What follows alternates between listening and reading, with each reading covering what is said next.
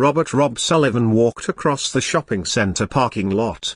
His 7-year-old daughter Grace's small hand tucked securely in his. At 45, he had the lean, alert build of someone who'd spent 20 years in military service. His light brown hair was cut short, and even in civilian clothes wore grey Henley and jeans, he moved with the controlled awareness of a man trained to assess threats. Grace clutched a white stuffed unicorn she'd just picked out, chattering happily about which shelf in her room it would live on. Rob had been a Marine, served 3 tours overseas before an injury to his leg ended his active duty. He'd been home for 5 years now, working as a security consultant while raising Grace alone. Her mother had left when Grace was 2, unable to handle the strain of military life and the aftermath of Rob's deployment trauma. It had been just the two of them ever since, and Rob had built his entire world around making sure his daughter felt safe and loved. "Daddy, look." Grace pointed at a van several rows over where a commotion was unfolding. "Those men are being mean to that lady." Rob's training kicked in instantly. His eyes tracked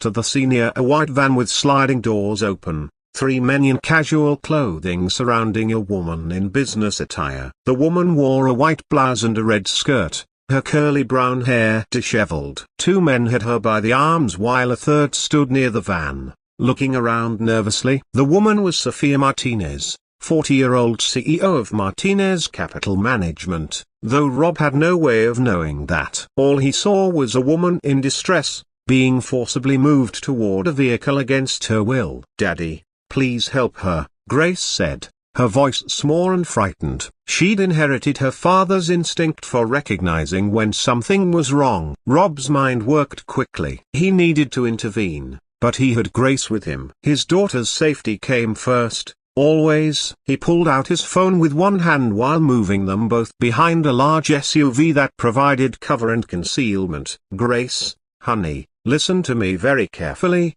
Rob said, kneeling down to her eye level. His voice was calm and steady, the same tone he used when teaching her what to do if there was a fire or an earthquake. "I need you to sit right here behind this car. Don't move. Don't make a sound. I'm going to call 911 first, and then I'm going to help that lady. Can you be brave for me?" Grace nodded, her eyes wide but trusting. "Are the bad men going to hurt her?" "Not if I can help it," Rob said. He quickly dialed 911, gave their location and a description of what was happening, then handed Grace his phone. "Hold this. If anything happens to me, you tell the police where we are. But I'll be right back. I promise." He kissed her forehead, then moved toward the van with purpose. His leg ached slightly. It always did, but adrenaline overrode the pain. Years of training and combat experience kicked in, his body remembering what his mind had tried to forget. Sophia was fighting back, her voice raised in protest. "Let go of me. I don't know what you think you're doing."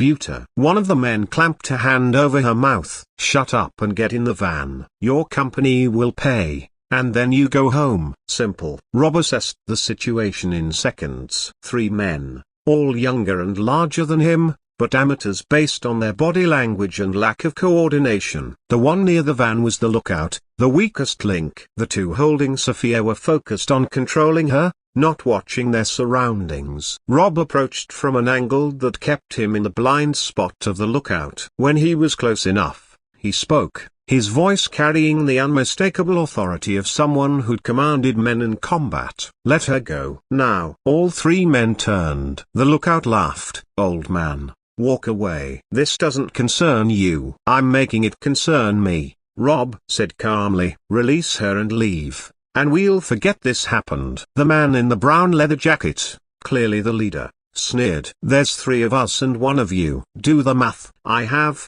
Rob said. "The math says you're making a mistake." He moved fast, faster than any of them expected from a middle-aged man with a slight limp. He targeted the lookout first, a quick strike to the solar plexus that doubled him over, followed by a knee that rendered him unconscious. The man crumpled to the pavement. The other 2 released Sophia in surprise, moving toward Rob. The leader threw a wild punch that Rob deflected easily, redirecting the man's momentum to send him stumbling into the side of the van. The third man, wearing a denim jacket, was smarter. He pulled a knife. Don't, Rob warned, his voice cold now. You don't want to do this. Denim jacket lunged. Rob sidestepped, caught the man's wrist, and used a joint lock that made the knife clatter to the ground. A swift elbow to the temple, and the man went down. The leader, recovering, charged at Rob from behind. Rob sensed rather than saw the movement, spinning and delivering a precise strike to the man's knee that buckled his leg,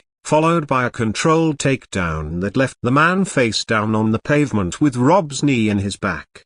The entire confrontation had lasted less than 30 seconds. Sophia stood frozen, her hands covering her mouth, staring at the scene in shock. Rob maintained pressure on the leader while pulling zip ties from his pocket, a habit from his security worker, and securing the man's hands. Are you hurt? Rob asked Sophia, his tone gentle now, completely different from the cold efficiency of moments before. Sophia shook her head mutely, still processing what had just happened. Rob secured the other two men quickly, then called out, Grace, you can come out now, honey. It's safe. Grace emerged from behind the SUV, still clutching her unicorn and Rob's phone. She ran to her father, and Rob scooped her up with one arm, holding her close. You were so brave, he told her quietly, just like I asked. In the distance, sirens wailed, growing closer. Other shoppers were starting to emerge from their cars and the store, drawn by the commotion but having wisely stayed back during the confrontation. Sophia finally found her voice. You just saved my life. Those men were going to kidnap me. Yes, Mom, Rob said simply. He set Grace down but kept her close. Are you certain you're not injured? I'm fine. Shaken, but fine. Sophia looked at Rob with a mixture of awe and confusion. Who are you? Some kind of bodyguard? Security? Just a dad out shopping with his daughter, Rob said. Former Marine. Saw you needed help. Police cars pulled into the parking lot, followed quickly by an ambulance. Over the next hour, Rob gave his statement multiple times, first to the responding officers, then to detectives who arrived when they learned the victim was Sophia Martinez. Grace sat patiently through it all, occasionally hugging her father's leg for reassurance. Sophia learned the full story during the investigation. The men were part of a kidnapping ring targeting wealthy executives for ransom. They'd been following her for days, waiting for the right opportunity. Today in the parking lot, with relatively few witnesses, had seemed perfect, until Rob intervened. As the arrested men were loaded into police cars and the scene began to clear, Sophia approached Rob and Grace. She'd regained her composure, though her hands still trembled slightly. I need to thank you properly, she said. What you did? Most people would have just called 911 and waited. You put yourself at risk. As she looked down at Grace, her expression softening. You put yourself at risk even though you had your daughter with you. That's incredible. Anyone would have done the same, Rob said, but Sophia shook her head firmly. No, they wouldn't. I've seen enough of human nature to know that. She pulled a business card from her purse. Please, let me take you both to dinner. It's the least I can do. I'd like to thank you properly when I'm not in shock and covered in parking lot dust. Rob looked down at Grace, who was studying Sophia with curious eyes. What do you think, sweetheart? Want to have dinner with the lady we helped? Grace nodded solemnly. Is she nice, Daddy? Sophia laughed, the sound breaking some of the tension. I try to be. And I promise to be especially nice to the brave little girl who was so patient during all this scary stuff. 3 days later, Rob and Grace met Sophia at a family-friendly Italian restaurant. Sophia had traded her business attire for more casual clothes, so a simple blouse and slacks, and her warm smile put Grace immediately at ease. Over dinner, they talked. Sophia learned about Rob's military service, his injury, his work as a security consultant. She learned about Grace's love of unicorns and how Rob had been teaching her to paint watercolors. And she talked about her own life here, building her investment firm from the ground up, the pressure and isolation of running a company, and how the attempted kidnapping had shaken her more than she wanted to admit. I keep thinking about it, Sophia said quietly, after Grace had been distracted by coloring pages the restaurant provided. Those men had been following me for days. They knew my routine, knew where I'd be vulnerable. And if you hadn't been there. But I was, Rob said gently. And you're safe now. Thanks to you and Grace, Sophia said, smiling at the little girl. She's the one who told you to help me, wasn't she? She has her father's heart, Rob said, pride evident in his voice. Sees someone in trouble and wants to help. Over the following weeks, Sophia and Rob stayed in touch. She hired him to consult on security for her company, reviewing protocols and identifying vulnerabilities. But beyond the professional relationship, a friendship developed. Sophia would stop by Rob's small security office with coffee, or invite him and Grace to weekend activities at the zoo, the park, the children's museum. Grace adored her. Miss Sophia is pretty and nice, she told her father one evening. And she doesn't treat me like a baby. Rob watched Sophia interact with his daughter with a mixture of gratitude and something deeper he was hesitant to name. Sophia listened when Grace talked about school or her unicorn collection. She asked questions and seemed genuinely interested in the answers. She was patient when Grace was shy, encouraging when she was bold, and always respectful of the bond between father and daughter. One Saturday afternoon, 2 months after the parking lot incident, Sophia invited them to her home, a beautiful house on the outskirts of the city with a large backyard. While Grace explored the garden, chasing butterflies, Rob and Sophia sat on the patio with iced tea. I've been thinking, Sophia said, watching Grace play, about that day in the parking lot, about how you assessed the situation, protected your daughter, and still managed to save me. That takes an extraordinary person, Rob. I just did what needed to be done, Rob said, uncomfortable with praise as always. No, Sophia said firmly. You did what most people wouldn't. You saw danger, and instead of looking away or just calling it in, you acted. Even with Grace there, even knowing you could be hurt, you acted. She turned to face him. Do you know how rare that is? Rob was quiet for a moment. In the military, we train to run toward danger, not away from it. Hard to turn that off, even years later. I don't want you to turn it off, Sophia said softly. That's who you are. Brave, protective, selfless. It's one of the things I've come to admire most about you. Rob looked at her, really looked at her, and saw the vulnerability in her expression. Sophia, I know this might be complicated, she said quickly. You have Grace, and she comes first. I understand that. I respect it. But Rob, over these past couple months,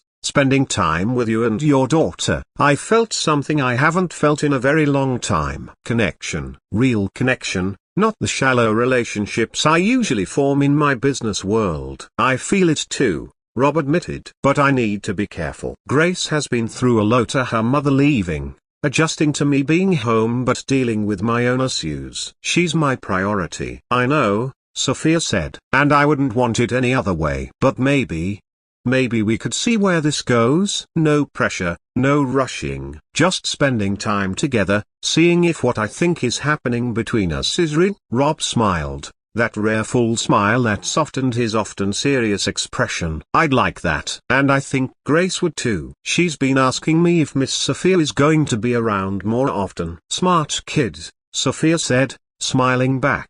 They took it slow, as promised. Family dinners and weekend outings gradually became a regular rhythm. Sophia was mindful of Grace's needs and feelings, always checking in with Rob to make sure they weren't moving too fast for his daughter. And Grace, with the intuitive wisdom of children, seemed to sense that Sophia made her daddy happy in a way she hadn't seen before. 6 months after the parking lot incident, on a quiet Sunday morning, Sophia officially asked Grace if it would be okay if she spent more time with Thema, not just as a friend, but as someone special to both of them.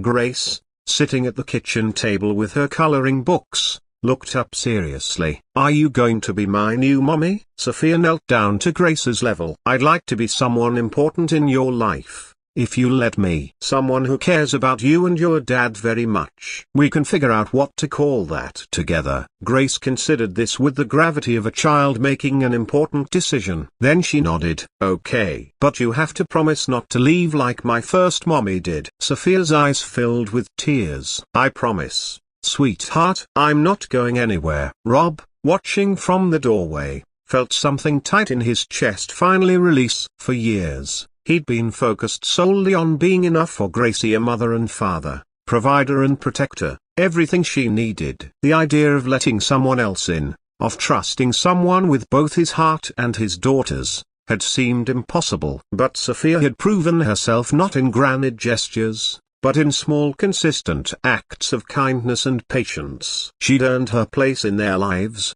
and in doing so, had shown Rob that family could grow in unexpected ways. A year later, at a small ceremony in Sophia's backyard, Rob and Sophia married. Grace stood beside them in a pink dress she'd picked out herself, holding her now worn unicorn in one hand and a bouquet of flowers in the other. When the officiant asked if anyone objected to the union, Grace piped up in her clear child's voice, "I don't object. I think it's perfect." The small gathering of friends and family laughed, and Sophia wiped away happy tears. That night, after Grace was tucked into bed in her new room in what was now their shared home, Rob and Sophia sat on the back patio under the stars. "Can I tell you something?" Sophia said, leaning against Rob's shoulder. "Always when those men grabbed me in that parking lot, I was terrified. But I was also resigned, in a way. I'd built this successful company, made millions of dollars, achieved everything I thought I wanted. But I was alone. I had money and success but no real connection, no one who really saw me. And in that moment, being dragged toward that van, I remember thinking that if this was how my story ended, it would be such a waste." She turned to look at Rob. "And then you showed up. You and Grace. And you didn't save me just from those men. You saved me from that lonely, isolated life I'd been living. You showed me what really matters: courage, kindness, family, love. Everything I'd been too busy to notice I was missing." Rob pulled her closer. "You saved me too. You know, I'd gotten so used to it being just Grace and me against the world. I'd forgotten that letting people in, building a bigger family, wasn't a weakness. It was strength. You taught me that." They sat in comfortable silence, two people who'd found each other in the most unexpected way. In a parking lot on an ordinary day that turned extraordinary, when a little girl's plea to help someone in need had changed all their lives forever. "Daddy helped you, and then you helped us," Grace had said simply a few weeks earlier, with the clarity children sometimes possess. That's how families are supposed to work. And sitting there under the stars, Rob and Sophia knew she was exactly right. Sometimes families are born. Sometimes they're built, piece by piece, from moments of courage and kindness and choosing to see each other truly. And sometimes, they begin with a 7-year-old girl clutching a unicorn and saying, "Daddy, please help." Here are words that would echo through their lives as a reminder that the bravest thing we can do is respond when someone needs us, even when it's difficult, even when it's dangerous, because that's how we build a world worth living in, one act of courage at a time.